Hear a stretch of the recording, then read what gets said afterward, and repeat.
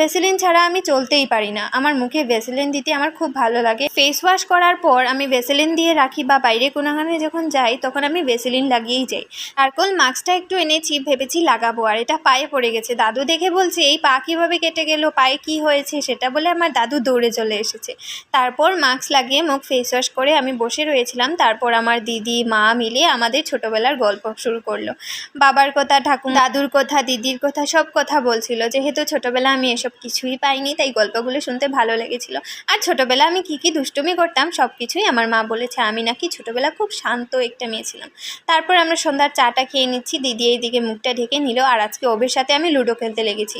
অভির সাথে যতবারই লুডো খেলি না কেন আমি সববারই হেরে যাই, কিন্তু এবার আমি লুডো খেলতে অভিকে হারিয়ে দিয়েছি, তাই আমি খুব আনন্দ পেয়েছি আজকে।